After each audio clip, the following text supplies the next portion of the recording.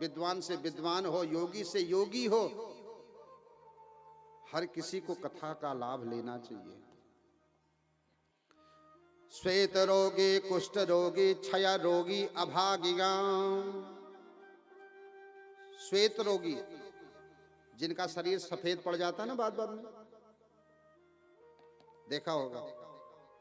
ये सफेद रोग तो हमारे भोजन से पड़ता है, क्योंकि किसके साथ क्या भोजन करना चाहिए क्या नहीं करना चाहिए आज ज्ञान ही नहीं है। अब विपरीत भोजन करोगे तो आपका जो ये चर्म है ये श्वेत पड़ जाएगा।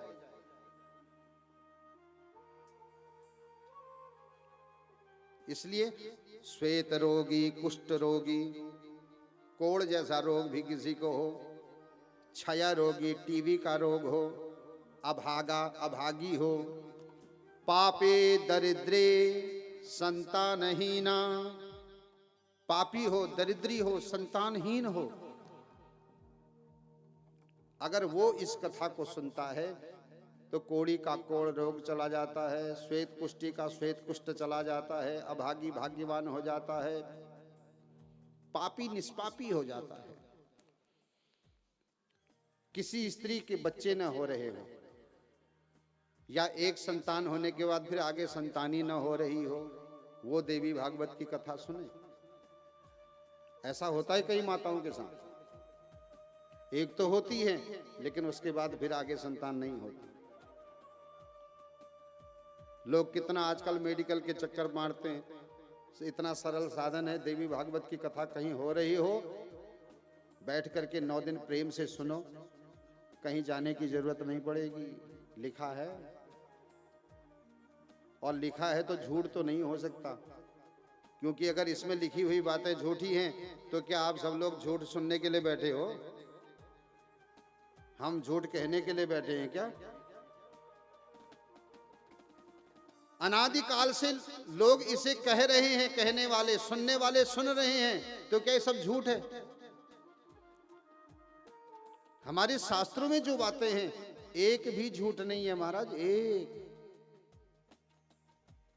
हर बात सत्य है।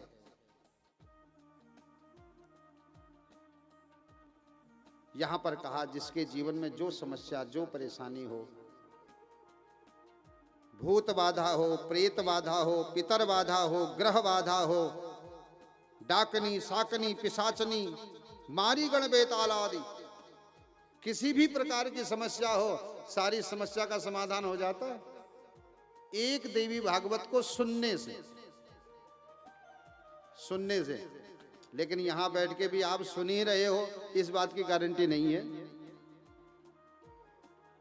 क्यों नहीं है बताऊं? क्योंकि बैठे तो हैं ऐसे, लोगों को लग रहा है कदू बड़ी बात सुननी, लेकिन मन गया घर बिल्को, आज दीवार चल रहे, बाजार जा रहे, पतनन नंदन के कारण हम मनी राम तो घूम रहा घर में, शरीर बैठा है यहां। अच्छा, जिस सेना का सेनापति सावधान नहीं होता उसकी सेना लापरवाही करती है, ये तो सुना ही होगा। मालिक अगर इधर उधर होगा तो लेबर काम नहीं करेगी, वो भी बैठ जाती है, बीड़ी भूखने लग जाती है, मालिक को आते ही सावधान हो जाती है। और हमारी 14 इंद्रियों का जो सेनापति है वो हमारा मन है। मन अगर कहीं थोड़ा इधर उधर गया तो समझ जाना आपके कान सुनते नहीं हैं। कथा में बैठने के बाद भी आप नहीं सुनते हो। ऐसा कई बार आपके साथ होता भी है।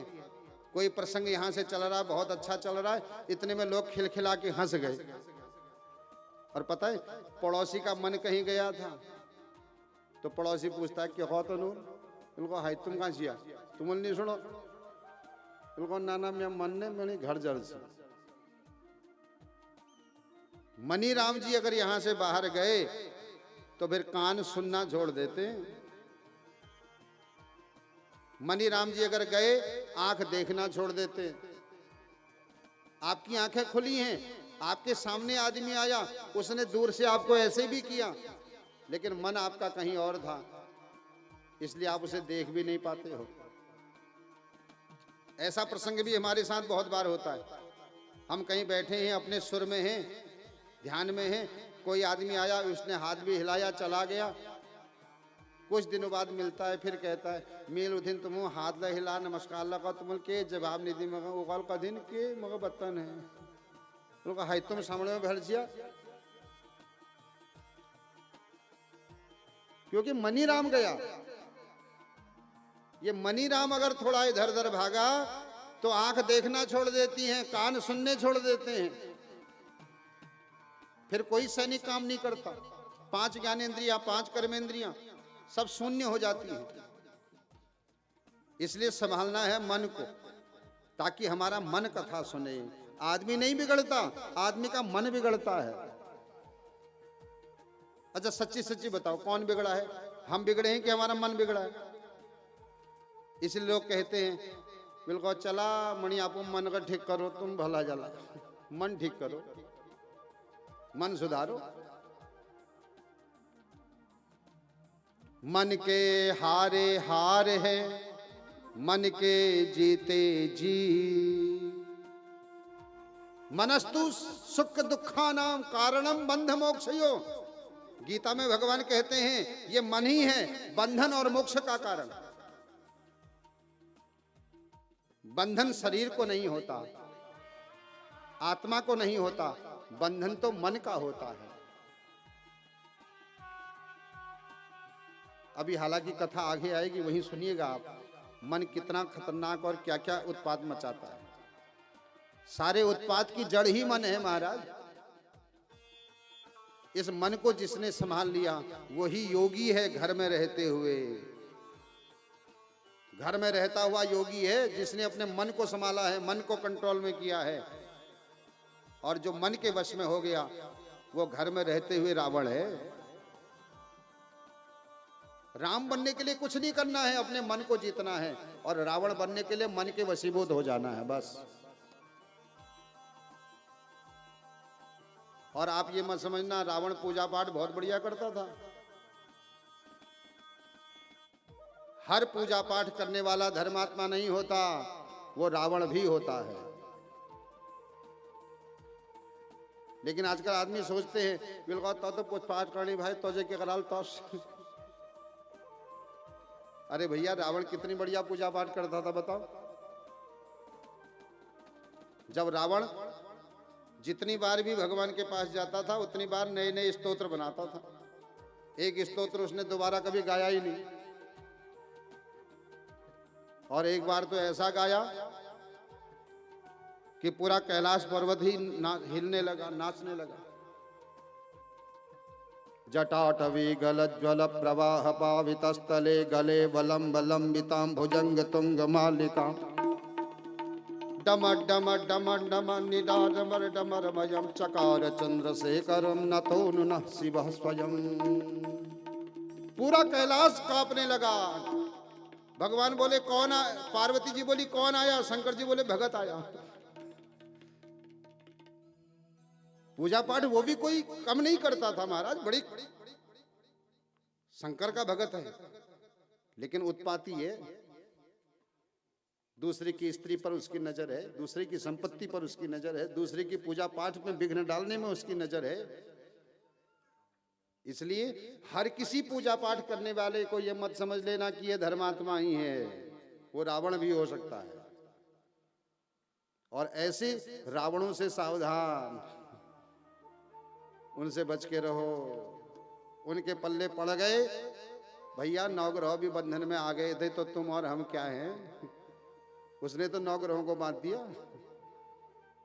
वरुण देवता से पानी भरवाता है, पवन देवता से झाड़ू लगवाता है अपने यहां लंका में। इतना जानकार है। इसीलिए कहा जीवन में किसी भी प्रकार की कोई समस्या हो, उन सारी समस्याओं के समाधान के लिए देवी भागवत की कथा को सुन लो। देखो सुनने का बड़ा फल है, सुनने का बड़ा प्रभाव है। एक बात बताएं, हम कथा कह रहे हैं उसकी कृपा से, क्योंकि शरीर हमारा जरूर है, लेकिन अंदर बैठकर प्रेरणा देने वाली, शब्द देने वाली तो वही है। वो बोल रही है अंदर से, लेकिन हम उतने भाग्यशाली नहीं हैं जितने आप हो, क्योंकि हमारा शास्त्र कहता है भक्ति का पहला लक्षण क्या है, पहला फल क्या है? श्रवणम कीर्तनम विष्णु स्मरणम पाद सेवनम अर्चनम वंदनम दास्यम आत्मसख्य निवेदनम। ये भक्ति के 9 लक्षण हैं और इसमें कहीं वक्ता का नाम नहीं आया। श्रोता का आया, वक्ता का नहीं आया। इसलिए हम भी प्रयास करते हैं कि यहां बैठकर हम भी सुने